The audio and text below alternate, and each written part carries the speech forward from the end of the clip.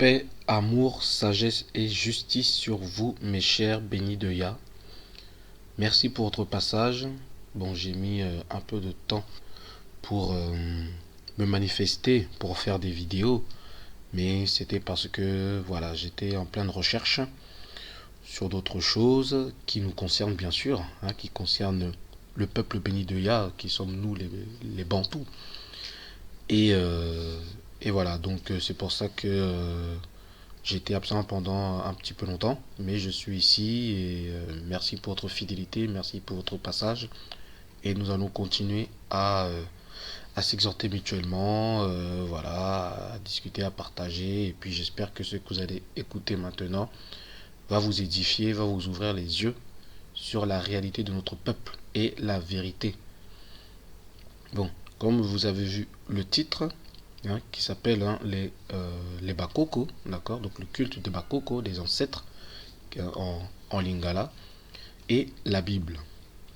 Alors pourquoi j'ai intitulé cette vidéo ainsi, c'est parce que en fait quand on écoute les chrétiens, d'accord, ils bannissent tout ce qui est en rapport avec nos ancêtres. Vous voyez, bon, ce n'est pas de leur faute parce que c'est le christianisme qui a fait cela. Je ne sais pas si vous avez vu ma vidéo, si vous l'avez vue, vous avez dû certainement voir à un moment donné la deuxième vidéo du christianisme qui a détruit les Bantous.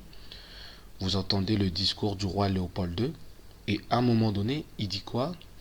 Il dit, en fait, c'était la mission en fait des missionnaires, des prêtres et tout, qui était de faire oublier aux Congolais leurs ancêtres et de les enseigner les leurs, c'est-à-dire les ancêtres des Blancs. Voilà pourquoi quand tu vas soit à l'école au pays au Congo ou même à l'école en Europe, ben voilà, on nous enseigne les ancêtres les Gaulois, les Louis XIV, etc. et tout, mais on ne parle pas des ancêtres africains. Vous voyez? Parce que c'est pour faire oublier le passé. Le but, c'était justement de faire oublier le passé des Africains, comme s'ils n'avaient pas d'histoire. Voilà pourquoi un homme tel que Sarkozy a osé dire, au Sénégal en plus, en Afrique, dire que le drame pour les Africains, c'est qu'il n'est pas assez entré dans l'histoire. Vous voyez? Il ose dire un truc comme ça parce qu'en amont, ses ancêtres, l'ancêtre des Européens, de l'époque coloniale, eh ben, ces ancêtres-là avaient pour mission de faire oublier les ancêtres. C'est pour ça qu'aujourd'hui, on ne connaît pas bien l'histoire de nos ancêtres, on ne connaît pas bien l'histoire de nos pères, de nos vieillards. On ne connaît pas très bien. Et les chrétiens, justement, quand tu leur parles de ça, quand tu emploies le mot des bakoko, les bukoko, le culte des bakoko, ils voient ça comme quelque chose de démoniaque et diabolique. C'est à cause du christianisme. Il ne faut pas les en vouloir. C'est pour ça que moi, j'ai à cœur d'essayer de les réconcilier avec leurs ancêtres pour qu'ils puissent comprendre la vérité, pour qu'ils puissent comprendre l'histoire de leurs ancêtres, de leur peuple, depuis la création du monde et de l'humanité et de l'homme noir. Ça, c'est le côté christianisme qui sont contre les cultes des Bakoko. D'un autre côté, nous avons des personnes en fait qui ont rejeté le christianisme. D'accord? Quand je parle de ces personnes-là, ce sont des Bantous, des Congolais, qui ont rejeté le christianisme parce qu'ils ont vu que c'est ça qui a détruit les Noirs en gros. C'est par le christianisme qu'ils ont pu esclavagiser nos pères, nos ancêtres. Ils ont vu que ça, ce qui vient de l'Occident, est nuisible pour notre nation africaine. C'est quelque chose qu'ils font bien. Mais ils rejettent également la Bible. Ils disent que la Bible, c'est voilà, le livre des Blancs, le livre de l'Occident, c'est le livre des Juifs, etc., etc. Mais on a pu voir au fil des temps, depuis ces derniers temps, depuis ces derniers mois, que ce soit moi ou d'autres personnes, Yanzambi, l'esprit de Yanzambi nous a ouvert les yeux et nous a fait comprendre que non, enfin, oui, il faut rejeter le christianisme, mais non, il ne faut pas rejeter la Bible. Il ne faut pas rejeter la Bible. D'ailleurs, j'en veux pour preuve, ces confrères, mes frères à moi, les Bantous, les Congolais, qui rejettent Jésus-Christ, hein, le Messie blanc, qui rejettent le christianisme et qui rejettent la Bible, ils mettent en avant, hein, en avant leur ancêtre qui est Simon Kimbangu.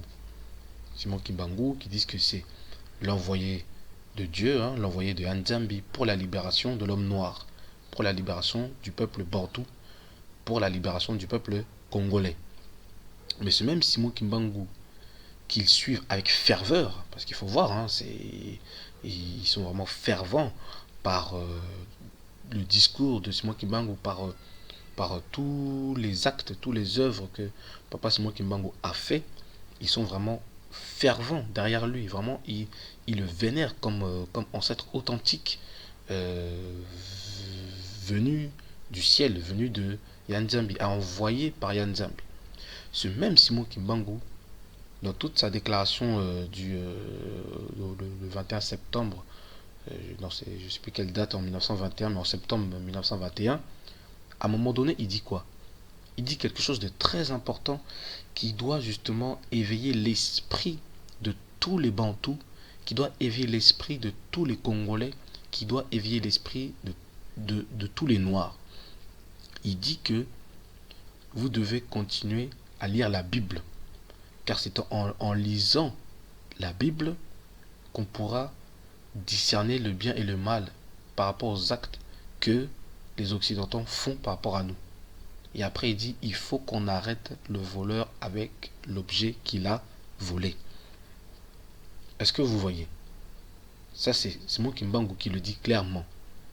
Il faut qu'on arrête le voleur avec l'objet qu'il a volé. Bon. Quand on entend cette phrase-là, déjà, je ne sais pas pour vous, mais moi ça me fait penser déjà à Jean 10 dans la Bible, hein, où Isaiah Congo a dit lui-même que voilà, le voleur, hein, il a identifié notre ennemi comme le voleur, comme Papa Simbangu. Et Isaiah lui-même, il a dit, le voleur ne vient que pour dérober, égorger et détruire. Et Papa Simon Kimbangu, avec ses termes à lui, rejoint en fait Isaiah, dit la même chose que Isaiah. Il dit qu'il faut qu'on arrête le voleur avec l'objet qu'il a volé. Hein. Le voleur ne vient que pour dérober. Le voleur a volé, a dérobé. Il a dérobé quoi? Un objet qui a été volé. Maintenant, il faut qu'on identifie ce voleur-là. Ce voleur-là, c'est qui? On sait très bien c'est qui, d'accord? Parce que en plus de voler notre histoire, etc., ils volent nos terres, ils volent nos biens, ils volent nos enfants pour justement les rendre esclaves. On sait que ça, ce sont les Occidentaux, hein, les Blancs. Ok? Et quel objet Papa Simangou voulait parler quand il dit l'objet volé? Justement, cet objet-là, c'est la Bible, parce que la Bible, justement, est l'histoire de nos ancêtres. La Bible est l'histoire de nos ancêtres, c'est l'histoire des Noirs, c'est notre histoire, mes bien-aimés. Et ça, c'est quelque chose qu'il faut le mettre dans notre tête. Qu'il faut que ça soit ancré dans notre tête et dans notre cœur. Que c'est notre histoire, la Bible. Comment ils ont fait pour se procurer ça? C'était à l'époque, hein, des Grecs qui dominaient le monde, qui ont pris justement, volé, dérobé les rouleaux, tout ça en Égypte. Ça a continué aussi après, hein, les Romains, etc., quand ils sont venus, parce que ça, on ne veut pas nous le dire, mais ils étaient en Afrique, hein, ils étaient en Afrique, partout où justement, parce que nous, on était aussi dispersés partout. On était en Afrique, mais on était aussi partout. On était en Europe, etc. Donc, nous qui conservions justement les écrits de nos ancêtres, hein, en parlant des Élie et tout et tout, et eux, ils ont dérobé ça partout où on était. Ils ont tout rassemblé ça et ils en ont fait ce qu'on appelle aujourd'hui la Bible. Mais la Bible n'est rien d'autre que notre histoire. Preuve en est, hein, on vous a montré, hein, par A plus B, hein, on vous a montré les passages qui identifient bien le peuple de Nzambi étant des hommes noirs, d'accord, vivant au-delà des fleuves de l'Éthiopie, d'accord. On sait que l'Éthiopie c'est en Afrique, donc voilà, la terre d'Israël, hein, eh ben, se trouve en Afrique, d'accord. Après pour la localité, on sait que c'est l'Afrique centrale. Voilà pour résumer à peu près, pour vous dire que justement cette Bible est notre histoire. Mais on va essayer d'aller plus loin. Maintenant, le but moi de ma vidéo c'est justement de adresser un message à ceux qui rejettent la Bible et qui veulent qu'on revienne au culte des ancêtres, des Bakoko, ce qui est très bien. Voilà. Avec l'autre côté, ceux qui veulent conserver la Bible, donc les chrétiens, mais qui rejettent le culte des Bakoko. Moi, le but c'est de rassembler les deux et de montrer que le culte des Bakoko égale à la Bible. Et que la Bible égale au culte ou l'histoire des Bakoko. D'accord? Donc quand je parle de culte des Bakoko, c'est pas un culte où on vénère, où on adore les Bakoko. Non. Quand je parle de culte des Bakoko, c'est le culte de nos ancêtres. Les ancêtres avaient un culte. Ils rendaient un culte à Yanzambi. Quel était ce culte-là? Voilà, quand je parle de culte des Bakoko. Donc que cela ne vous fasse pas peur, que cela ne vous choque pas, que cela ne vous effraie point.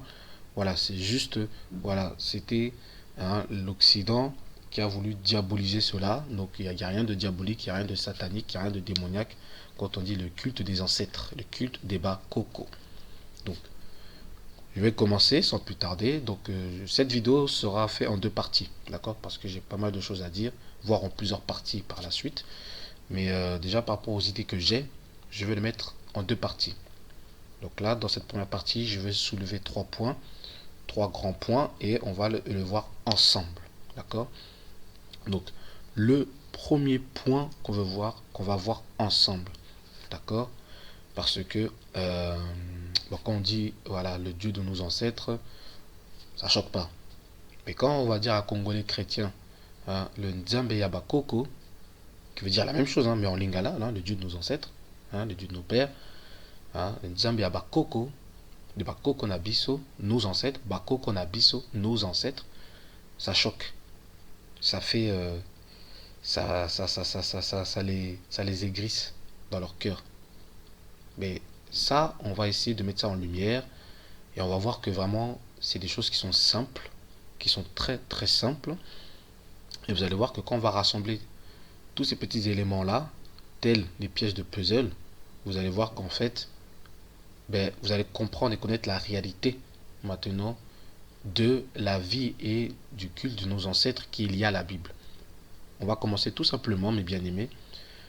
On va prendre, comme j'ai dit, Nzambi Abakoko, hein, le Dieu de nos ancêtres. Regardez. Si on prend la Bible, d'accord, on va prendre la Bible, on va prendre le mot, par exemple, le mot père. D'accord. Donc le mot père, alors je vais m'appuyer, hein, malheureusement, mais bon, j'ai pas le choix, mais je vais m'appuyer dans le lexique yiddish, d'accord, pour voir qu'est-ce que eux ils ont voulu mettre par là, et nous on va le mettre maintenant dans notre langue à nous, la langue africaine. Vous allez comprendre que c'est la même chose. On va prendre le mot père. Donc père dans la Bible, hein, il y a plus énormément de versets où on parle de père. On va essayer d'aller en profondeur de ce mot-là. En yiddish, hein, le mot père se dit ab, A-B. Ça, on connaît tous, hein, Abba, Abbé, Abi, voilà, il y a plein de mots avec ça, qui veut dire père. Mais ça va plus loin en fait. Ça va plus loin. Ça veut dire père, donc le père d'un individu. Voilà, ça, c'est le premier sens du terme, d'après le yiddish, hein, d'accord. Et ensuite, on a par exemple Dieu père de son peuple, hein, Nzambi qui est le père de son peuple, d'accord. Le Ab, qui ça peut être aussi quelqu'un qui est à la tête ou qui est le fondateur d'une maisonnée, à la tête ou fondateur d'un groupe, hein, ou fondateur d'une famille ou d'un clan. Vous voyez. Et en quatrième point, le mot Ab hein, veut dire aussi ancêtre. Ça veut dire aussi ancêtre. D'accord. Et ça peut être, parmi le terme ancêtre, hein, il y a le grand-père, par exemple, voilà, les grands-pères. Hein, il y a aussi voilà, les ancêtres d'une personne ou les ancêtres d'un peuple. ou grand-père d'un peuple. Voilà. Ça veut dire aussi ancêtre, ça veut dire père, père, on va dire de la filiation père-fils, mais ça peut être aussi grand-père, ça peut être aussi arrière-arrière-grand-père, d'où le terme ancêtre ou aïeul, aïeux. Ok. Et pour cela, on va prendre des passages, d'accord, dans la Bible, voilà, dans la même Bible, hein, que les chrétiens lisent et que même que ceux qui sont revenus maintenant dans le culte des ancêtres qui ont rejeté la Bible mais qui connaissent la Bible, qui connaissent les versets, on va voir, on va prendre la Bible, on va prendre par exemple dans Exode, d'accord, on va prendre Exode chapitre 3 au verset 6 qui dit ceci, et il ajouta, je suis le Nzambe de ton père, le Nzambe d'Abana, le Nzambe d'Iseka et le Nzambe de Yakuba. Massa se cacha le visage car il craignait de regarder Nzambe. Bon, déjà j'ai pris la version Louis II hein, rapidement. Et dans cette version-là, on dit je suis le Nzambe de ton père. Mais vous allez voir dans d'autres versions où on dit je suis le Nzambe de tes pères. Ce qui est plus logique hein, parce que ici trois noms, donc c'est tes pères. D'accord. Et comme on a vu la définition tout à l'heure, on a vu que hein, le mot père, hein, ab, d'accord, dans le lexique hébreu yiddish, on peut traduire aussi par ancêtre. Donc on peut dire aussi, hein, je suis le Nzambe de tes ancêtres. D'accord.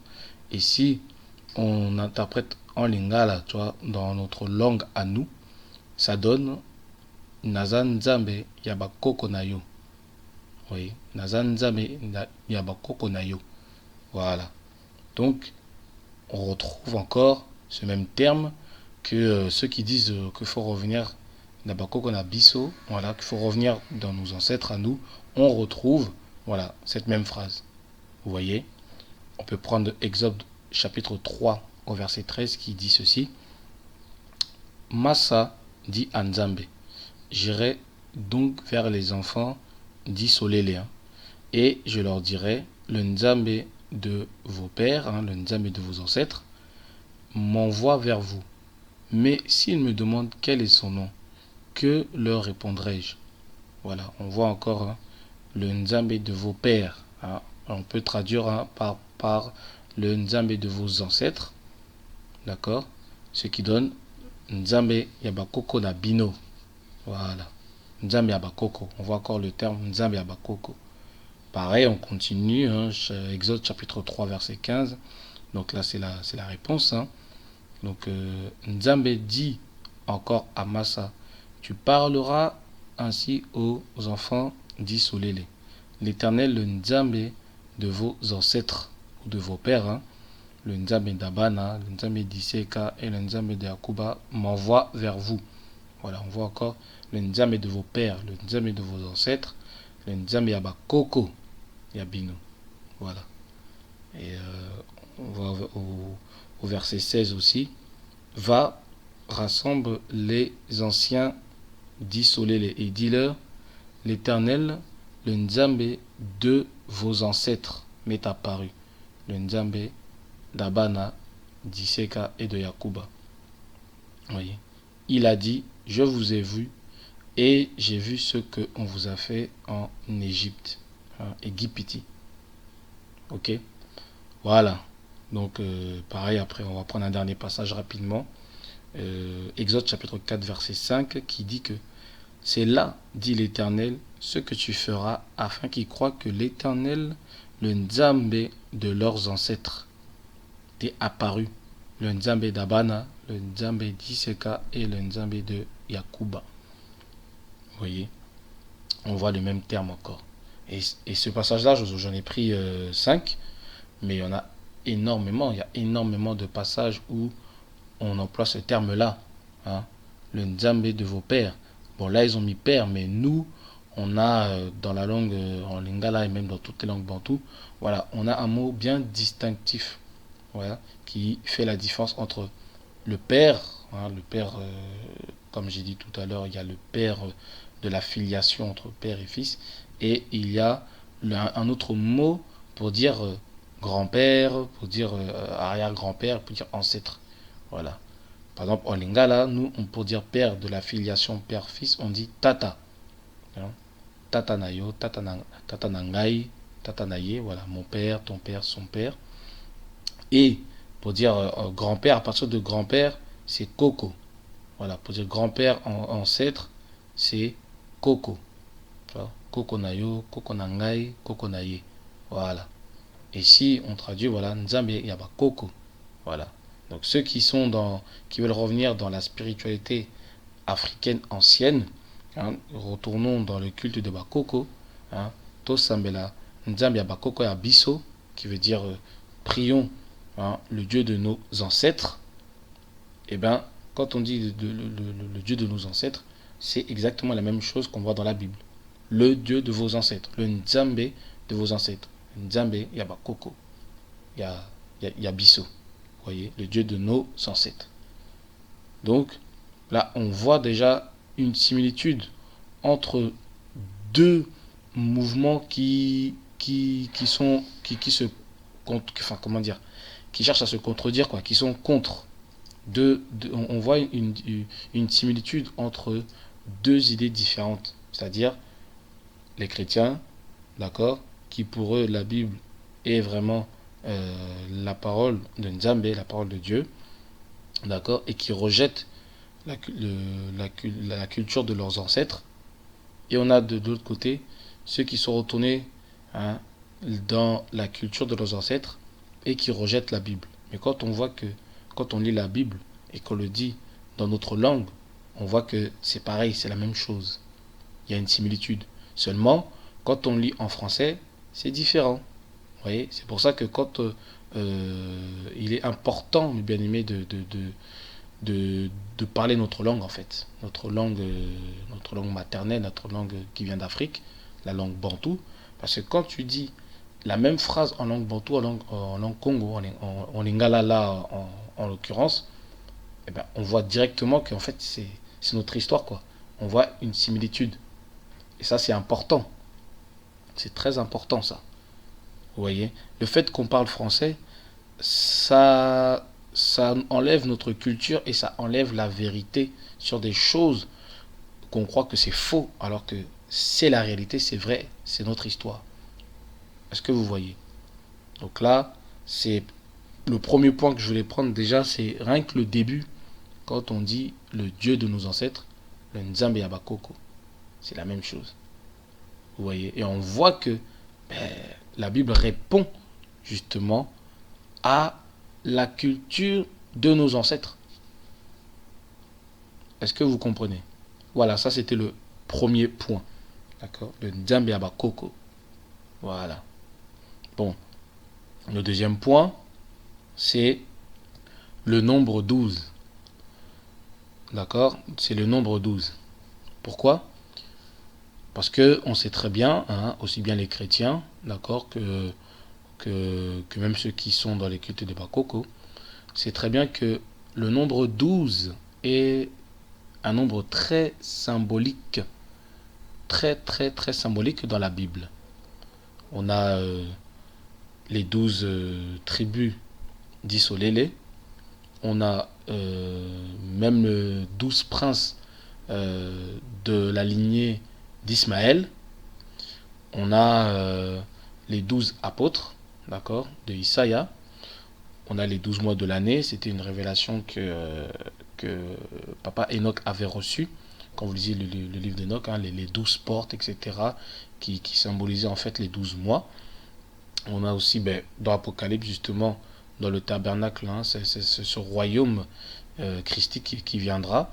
Et ben voilà, il y a 12 portes avec 12 pierres. Voilà.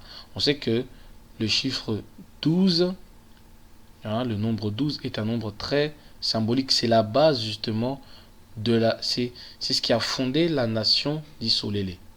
Parce que cette nation a été bâtie sur 12 tribus. Mais on va voir que le chiffre 12 est très très très symbolique. Encore plus que ça. En tout cas, c'est très significatif pour nous, peuple bantou, pour nous, peuple congolais. Pour cela, je vais mettre une vidéo, je vais mettre un extrait, et vous allez comprendre ça et je vais commenter ça. Je vous mets la vidéo tout de suite. Amen. Amen. Je ne vais pas parler des richesses que vous connaissez. La mathématique, quand elle a commencé, il y a un Belge, son nom c'est Jean de Heinzelin. Il était parti au Congo en 1957 jusqu'à 1959. Il a fait une découverte que les Belges ont gardée chez eux. Il a trouvé ce qu'on appelle les bâtons du Chango. Ce sont des petits ossements. Sur ces ossements-là, il y a des encoches qui démontrent la mathématique. Et ça démontre que ces gens-là, c'était la calculatrice de l'époque. Ces gens-là, ils étaient en train de calculer en base 12. Or, nous calculons en base 10. Celui qui calcule en base 12, il est supérieur en intelligence à celui qui calcule en base 10. Et ça, c'est caché au musée des sciences naturelles en Belgique. J'ai vu cela. Ils en ont fait même un grand monument, mais seulement devant le musée. L'histoire que nous, on a appris à l'école, c'est une histoire qui nous a été écrite par les colons. Pourquoi? Pour garder notre intelligence dans la soumission. Amen. Nous avons entendu parler des théorèmes de Pythagore. Amen. Pythagore a fait le plagiat en Égypte. Tout à fait. Le professeur Cheikh Anta Diop l'a démontré. Alléluia. Alléluia. Amen. Et Cheikh Anta Diop, il a démontré que les pharaons de la race des Anékatons, je crois, ces pharaons noirs là qui ont dominé sur l'Égypte, ils ont des origines au Congo. Amen. Ils ont des simulations avec les Mambètes, la tribu des Mambètes, la tribu des Anouarites. Ces gens, ils ont des similitudes. On a trouvé des appareils de géométrie de mesure dans les fleuves Kasaï au Congo, qui appartiennent aux Égyptiens. Ils sont arrivés là comment? Nous ignorons ce que nous sommes. Amen. Et cette calculatrice, c'était 25 000 ans avant Jésus-Christ. C'est-à-dire, s'il y a la mathématique aujourd'hui dans le monde, c'est parti sur les centres de gravité.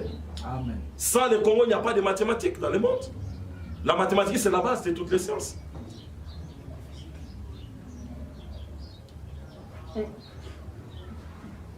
Un prince qui s'ignore. Et un pauvre monsieur sortira là et dira que l'Afrique n'est jamais entrée dans l'histoire. C'est un monsieur qu'il faut mettre sur le banc de l'école et lui apprendre encore l'histoire. Et les gens se jouent de nous. Parce que nous leur permettons de se jouer de nous. Amen. Donc vous avez vu l'extrait de cette vidéo de notre bien-aimé frère qui s'appelle Jean-Marc Kadima. Voilà. Donc c'est un homme aussi qui travaille énormément pour la nation congolaise. Voilà. Donc voilà, vous avez entendu ce qu'il a dit. Donc lui-même il a dit, voilà, c'est quelque chose qu'on connaît, les os d'Ishango, d'accord, les os d'Ishango qui permettent justement de faire les calculs, c'est la base des mathématiques, avec les os d'Ishango, on peut justement faire les calculs, les 4 opérations en fait, les 4 opérateurs qui sont l'addition, soustraction, multiplication et division. Et comme il a dit, voilà, là, on calcule grâce à cet os d'Ishango sur la base de 12, du nombre 12. Alors que nous, à l'école, partout dans le monde, que ce soit en Europe ou en Amérique, je pense, ou même en Asie, je pense, on calcule sur la base de 10. Vous voyez? Alors que nous, nos ancêtres, ils calculaient sur la base de 12. On voit encore le nombre 12. Vous voyez?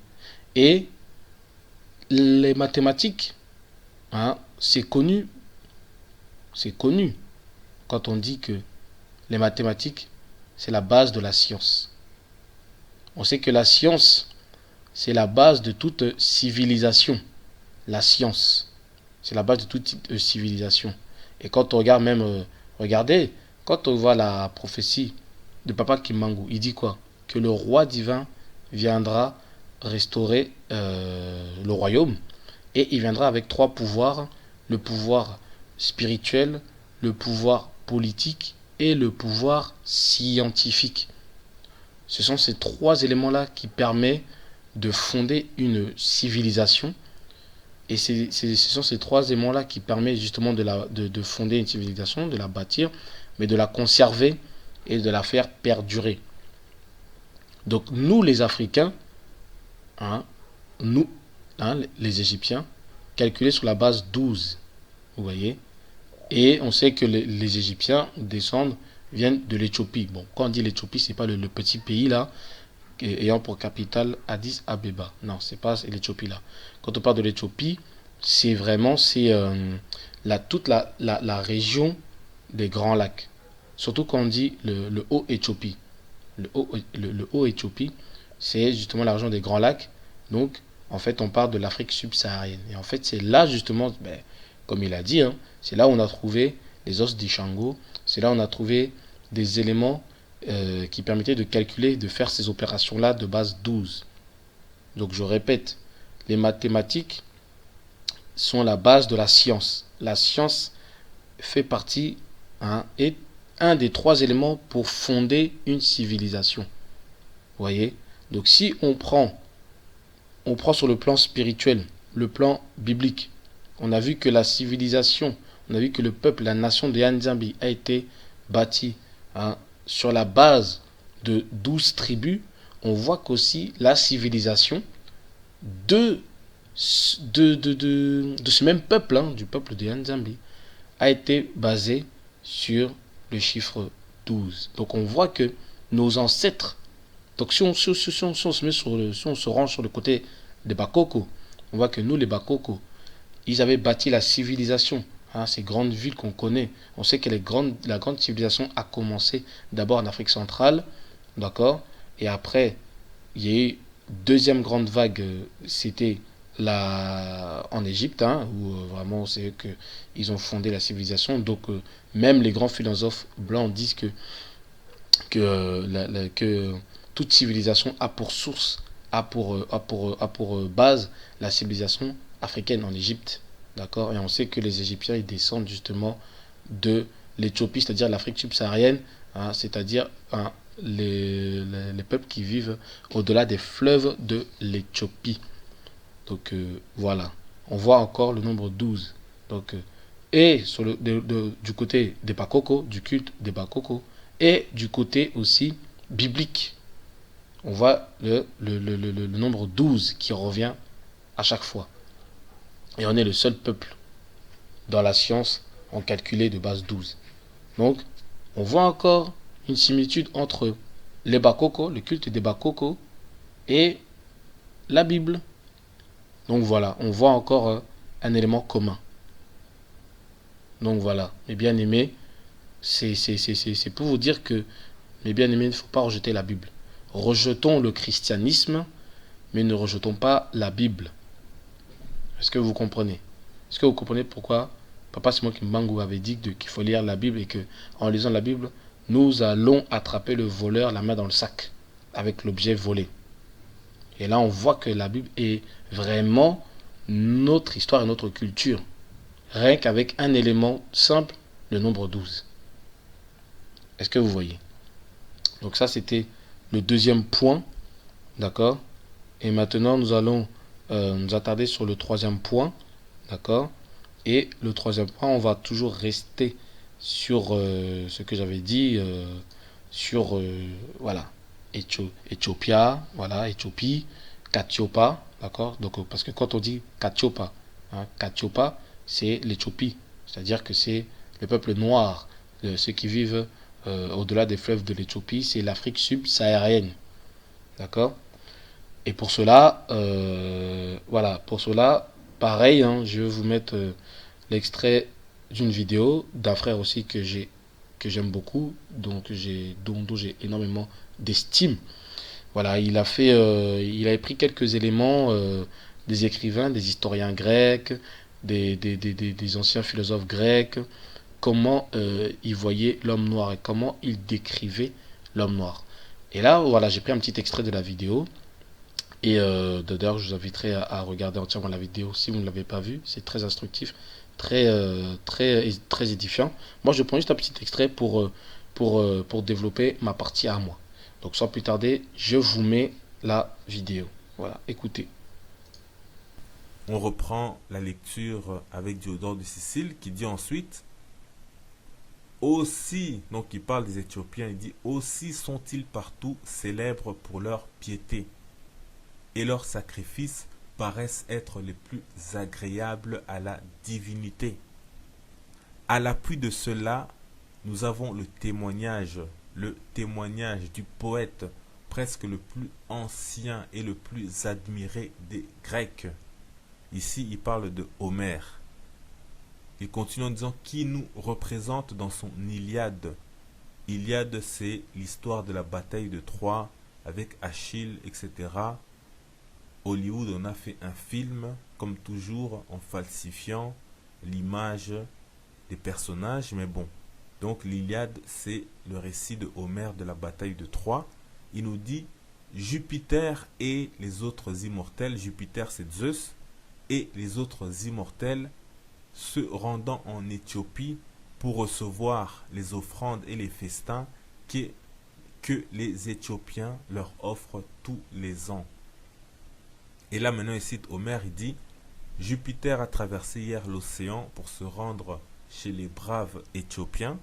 Bon, la plupart des versions disent les irréprochables Éthiopiens qui lui préparaient un festin. Tous les dieux le suivaient. Donc, fin de citation de Homère par Diodore de Sicile.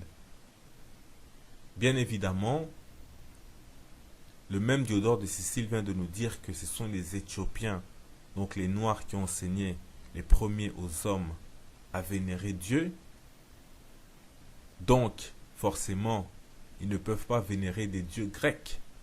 Ça, c'est simplement pour vous dire que, une fois que Homère, qui est le plus ancien écrivain connu en Occident, a été apprendre des Égyptiens, des Éthiopiens à vénérer Dieu, il a forcément, et il n'y a pas que lui, ce sont les Grecs de son temps, ils ont élaboré, ils ont repris des dieux, et en disant que ces dieux-là, même vont voyager jusqu'en Égypte, des dieux grecs vont jusqu'en Égypte, parce que c'est là-bas que les sacrifices, les festins et les offrandes sont les plus agréables à la divinité.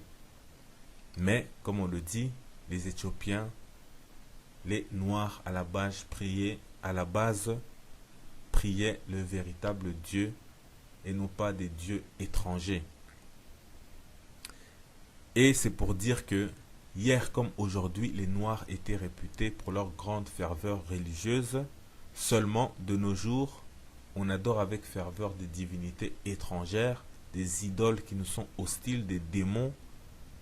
Et notre salaire est immense, c'est la souffrance immense. Et notre véritable Dieu ne viendra pas nous secourir car on l'a abandonné. Donc forcément, il nous faut revenir à lui pour que nous puissions à nouveau lui être agréables. Et on continue, et là, écoutez bien ce que dit Diodore de Sicile. Il dit, on remarque que les Éthiopiens ont recueilli de la part des dieux la récompense de leur piété, donc de leur croyance, de leur spiritualité, en n'ayant jamais essuyé le joug d'aucun despote étranger. Ici, on s'arrête un instant pour dire que le fait de ne pas être envahi, dominé par des étrangers, est une récompense divine pour le peuple qui garde la foi, les commandements de son Dieu. Donc c'est pourquoi ici on nous dit que on remarque que les Éthiopiens ont recueilli de la part des dieux la récompense de leur piété en n'ayant jamais essuyé le joug d'aucun despote étranger. Il continue en disant, en effet, de tout temps, ils ont conservé leur liberté. Et grâce à leur union, ils n'ont jamais été soumis par les souverains qui ont marché contre eux et dont aucun n'a réussi dans son entreprise. Fin de citation. Non, on s'arrête ici pour dire que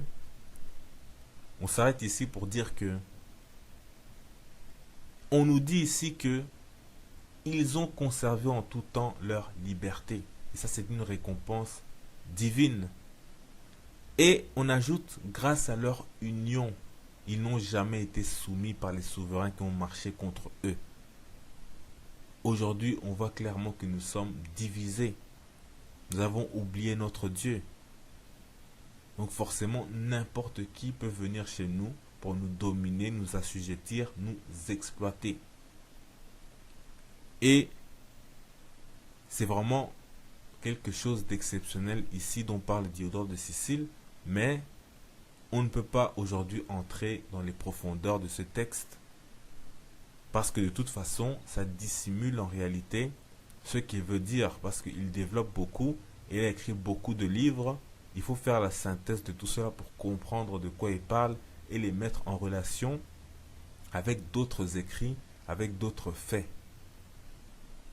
Et de plus ici, il ne parle pas de tous les Éthiopiens, puisqu'on sait qu'il y en avait d'autres au Moyen-Orient, etc. Ici, il parle des Africains subsahariens. Et il parle en plus d'une partie d'entre eux, car lui-même dans son livre précédent, le livre 2, il explique comment ils ont été envahis en partie par Sémiramis, mais qui a fait demi-tour, qui est reparti. Et d'ailleurs, on va le voir, puisque il le dit ici dans le livre qui est consacré à l'Éthiopie. Il dit, pour donner des exemples justement de cette récompense divine de n'avoir jamais été soumis à des étrangers, il dit, Cambis, qui avait tenté une expédition en Éthiopie, y perdit toute son armée et courut lui-même les plus grands dangers. Sémiramis, si renommée par la grandeur de ses entreprises et de ses exploits, à peine s'était-elle avancée dans l'Éthiopie, qu'elle abandonna aussitôt le projet de faire la guerre aux habitants de ce pays. Donc c'est ça qu'on vous disait que une partie avait été envahie par Sémiramis, mais ensuite elle est repartie. Et surtout il dit, Hercule et Bacchus, en parcourant toute la terre, ont épargné les seuls Éthiopiens habitant au-dessus de l'Égypte. Donc vous voyez, il précise qu'il ne parle pas de n'importe quel Éthiopien, mais ceux qui habitent au-dessus de l'Égypte. Or, on sait que l'Égypte s'est construit avec le tracé du Nil. Les fleuves coulent de haut en bas. Donc quand on dit au-dessus de l'Égypte, on parle du sud de l'Égypte, donc de l'Afrique subsaharienne.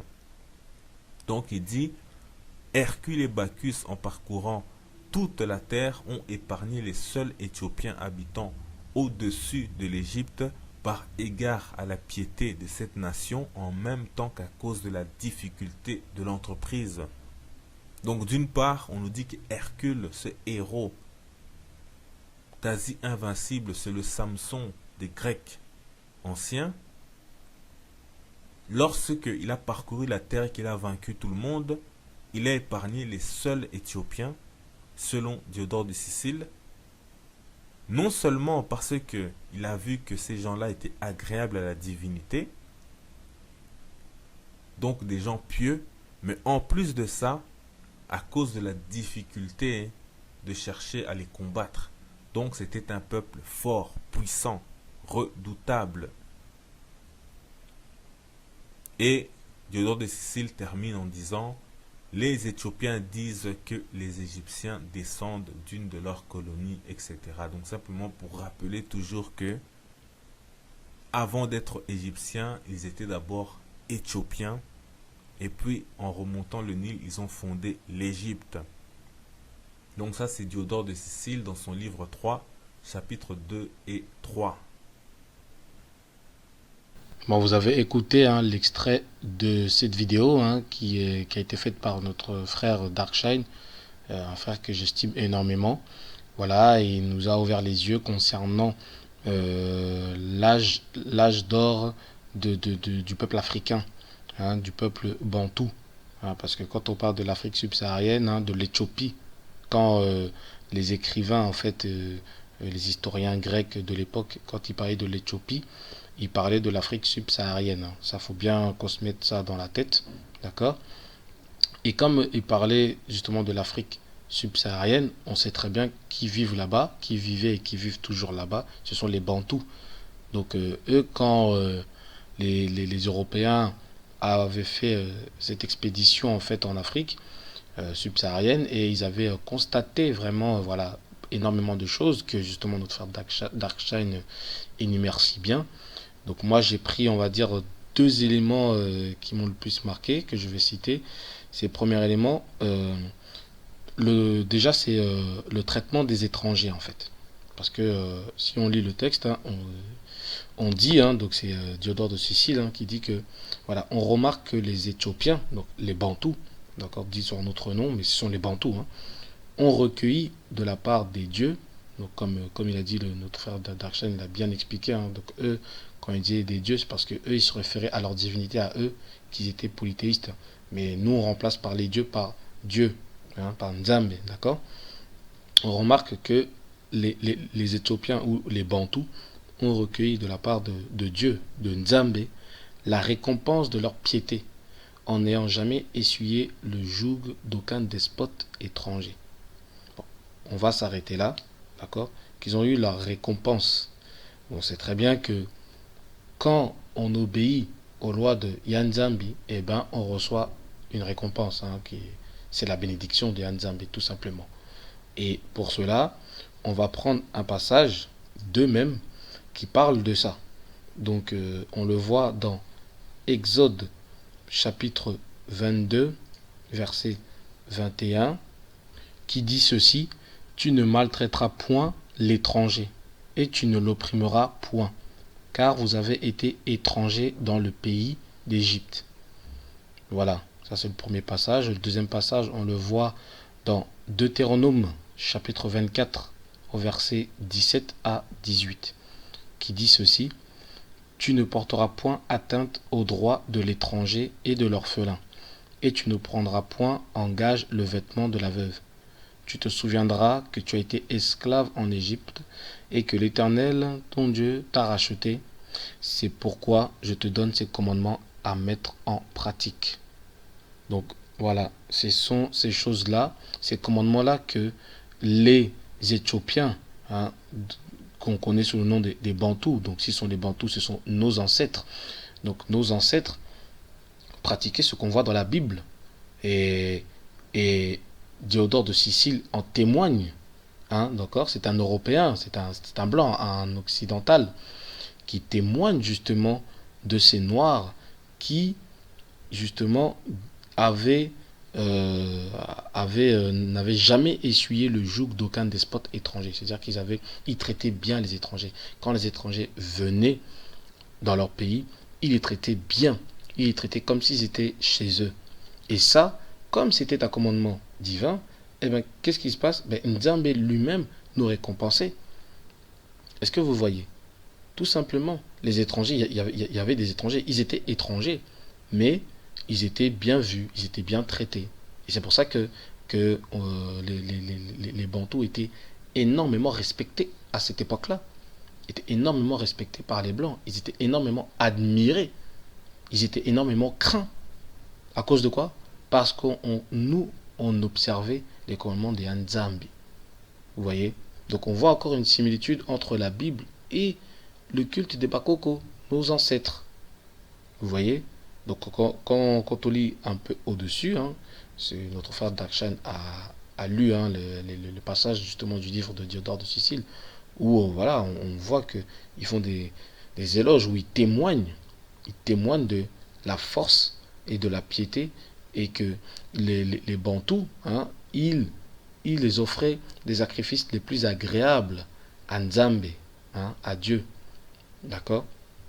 Et voilà, ça c'était connu. Et même aujourd'hui, même quand on lit ce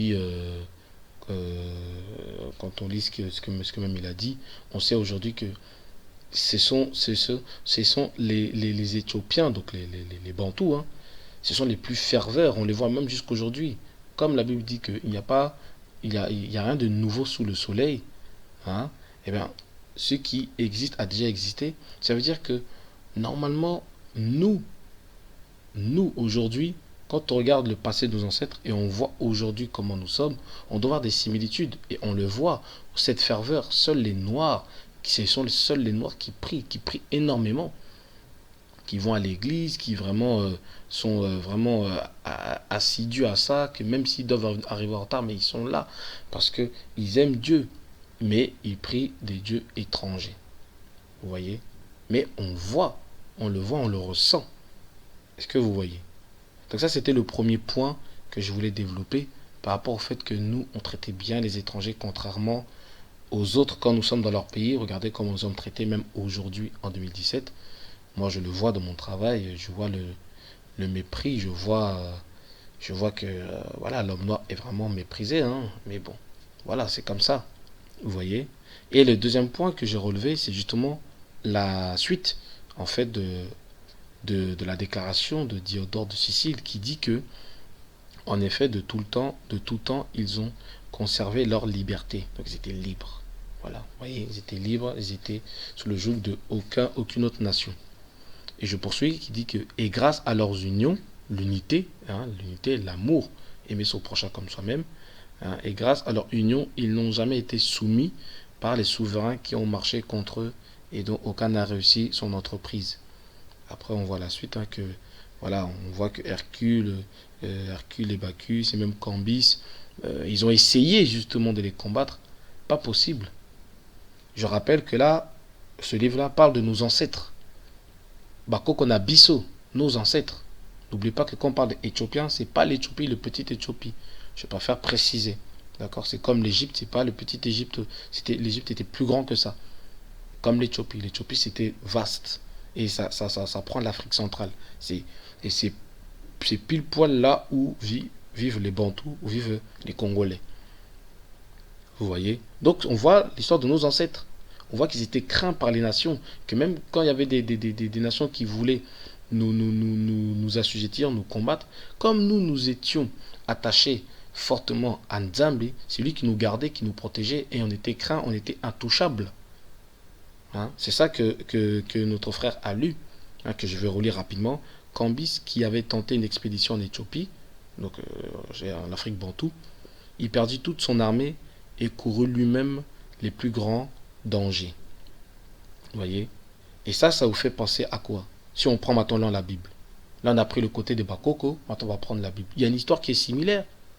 On va le prendre. Donc, on va le prendre. Cette histoire se trouve dans 2 Chroniques, chapitre 17, versets 3 à 6. Donc là, c'est pour comprendre le contexte. Hein. D'abord, on va prendre ce passage-là. Donc, ça parle du roi de Josaphat. On connaît son histoire, hein, mais on va lire rapidement. Qui dit que l'Éternel fut avec Josaphat parce qu'il marcha dans les premières voies de David, son père. Donc là, c'est plus David, son ancêtre. D'accord? Voilà. Son ancêtre, et qui ne chercha point les Baals, car il eut recours au Nzambe de son père, hein, de son père ou de son ancêtre, et il suivit ses commandements sans imiter ce que faisait Isolélé. L'Éternel affermit la royauté entre les mains de Josaphat, à qui tout Juda apportait des présents, et qui eut en abondance des richesses et de la gloire. Son cœur grandit dans les voies de l'Éternel, et il fit encore disparaître de Juda les hauts lieux et les idoles. Donc voilà, ça c'est une petite introduction de l'histoire du roi Josaphat, pour montrer que déjà lui, il suivait les commandements de Yanzambi, les commandements de l'Éternel, il suivait les traces de son ancêtre David. Donc il priait le Nzambe Yaboko Konae. Hein, voilà, c'est pareil, hein, le Nzambe Yaboko Konae qui était Daoudi, qui était Salomon, et puis les autres avant eux bien sûr. Et le fait qu'il ait suivi les commandements de Nzambe, qui ait suivi les traces de ses ancêtres, on va voir, hein, bon là je saute les chapitres, hein, je saute les versets, mais je retrace rapidement l'histoire. On avait les peuples, les Moabites et les Ammonites, qui voulaient faire la guerre contre justement, hein, le royaume de Juda, où Josaphat était roi. Et ils étaient nombreux, ils étaient fort nombreux, ils étaient prêts à les combattre. Et au début, ils paniquaient, hein, le roi et tous les habitants de Juda paniquaient. Ils se sont mis à prier, à implorer la grâce de Yanzambi. Et voilà, les prophètes qui étaient, les prophètes de l'époque, justement, avaient donné une parole de Yanzambi. Il avait dit que Nzambi leur avait dit de ne point les craindre et d'aller les affronter. C'est Yanzambi qui va les combattre et qui va les terrasser, quoi. Donc là, on saute. Donc là, on va maintenant dans 2 Chroniques, chapitre 20, à partir du verset 20 jusqu'au verset 30. Donc là, justement, comme j'ai dit, hein, voilà, quand ils étaient en prière et tout, Voilà, ils ont reçu ce message-là. Et maintenant, quand on rentre dans le verset 20, on dit que le lendemain, donc, ils se mirent en marche de grand matin pour le désert de Bateke. Là, on dit le désert de Tekoa, mais c'est le Bateke. Teke, Tekoa, voilà. C'est de chez nous, là-bas, là, en Afrique bantou, du côté du Congo et du Gabon. Donc, je poursuis ma lecture. À leur départ, Josaphat se présenta et dit: Écoutez-moi, Juda et habitants de Jérusalem. Confiez-vous en l'Éternel, votre Nzambe, et vous serez affermis. Confiez-vous en ses prophètes, Bangunza, non, en lingala on dit Bangunza. Confiez-vous en ces Bangunza, d'accord, et vous réussirez. Puis, d'accord avec le peuple, il nomina des chantres qui, revêtus d'ornements sacrés et marchant devant l'armée, célébraient l'Éternel et disaient: Louez l'Éternel, car sa miséricorde dure à toujours. Au moment où l'on commençait les chants et les louanges, l'Éternel plaça une embuscade contre les fils d'Ammon et de Moab et ceux de la montagne de Séhir, qui étaient venus contre Juda, et ils furent battus. Les fils d'Ammon et de Moab se jetèrent sur les habitants de la montagne de Séhir pour les dévouer par interdit et les exterminer. Et quand ils en eurent fini avec les habitants de Séhir, ils cédèrent les uns les autres à se détruire. Lorsque Juda fut arrivé sur la hauteur d'où l'on aperçoit le désert, ils regardèrent du côté de la multitude, et voici, c'étaient des cadavres étendus à terre, et personne n'avait échappé. Josaphat et son peuple allèrent prendre leurs dépouilles. Ils trouvèrent parmi les cadavres d'abondantes richesses et des objets précieux. Et ils en enlevèrent tant qu'ils ne purent tout emporter. Ils mirent 3 jours au pillage du butin, car il était considérable. Est-ce que vous voyez? Il était considérable. Et ça, c'est quand tu veux attaquer le peuple de Nzambi.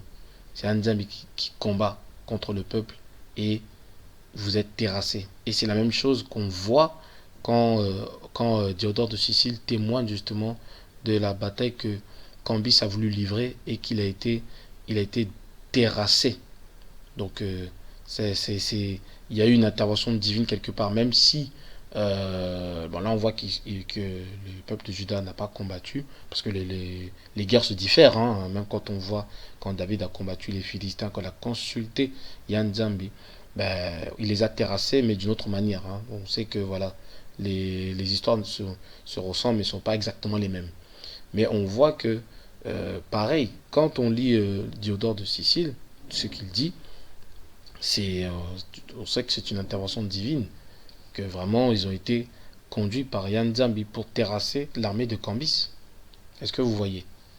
Et on voit aussi la même chose, c'est-à-dire que ce peuple-là, des Bantous, les Éthiopiens, qui vivent au-delà des fleuves de l'Éthiopie, l'Afrique subsaharienne, était redoutable et était intouchable tant qu'ils se confiaient à Nzambi. Vous voyez?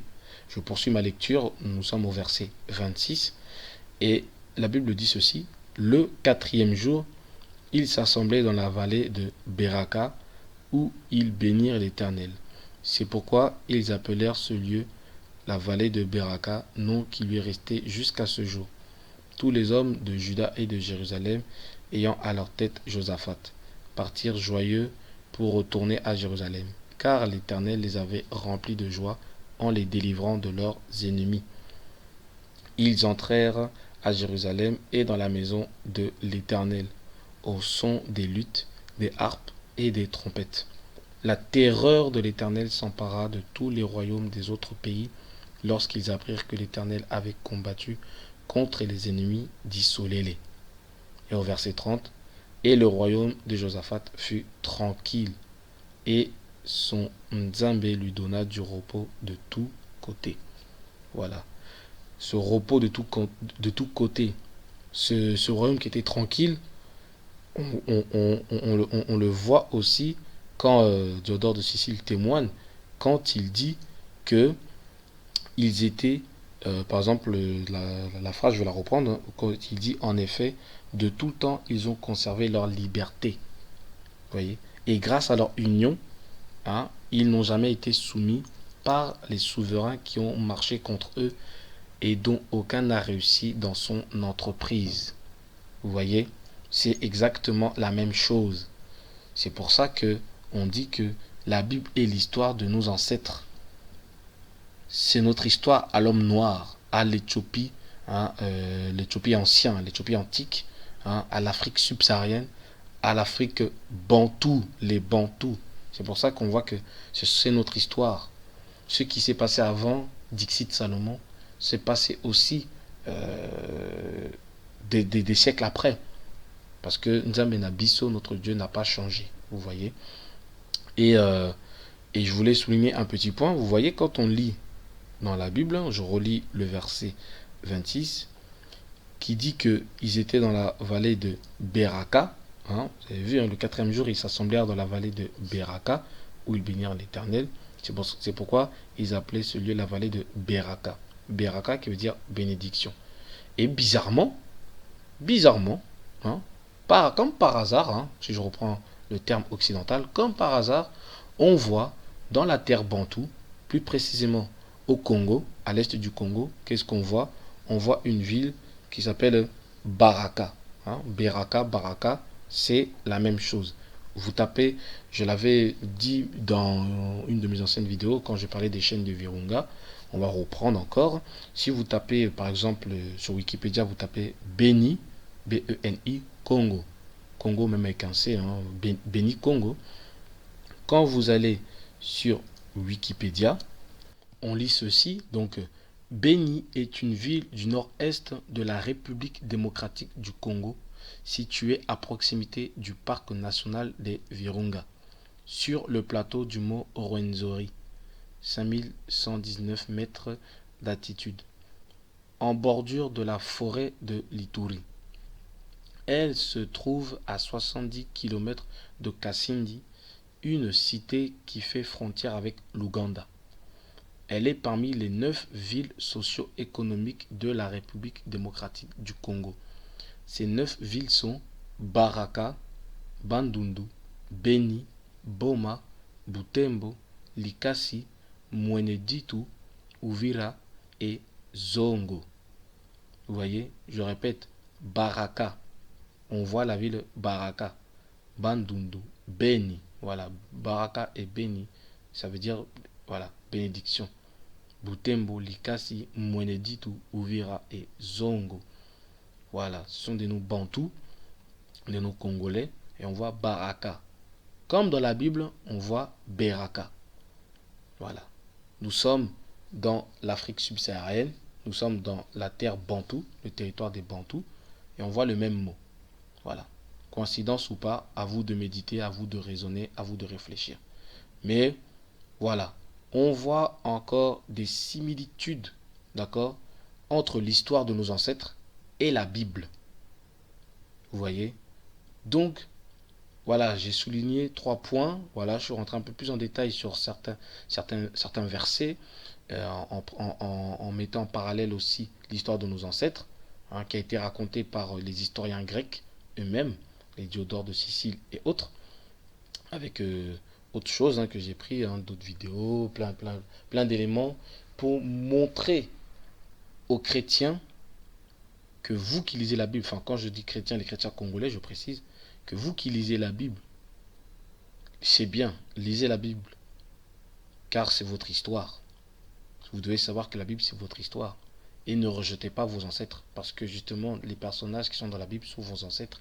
La preuve en est, c'est que quand on prend l'histoire de nos ancêtres, on voit des similitudes, on voit la même chose qu'il y a dans la Bible. Et pour les autres, ceux qui veulent revenir dans le culte des Bakoko, c'est bien, je vous dis, c'est très bien. Il faut qu'on revienne dans le culte de Bakoko Nabiso.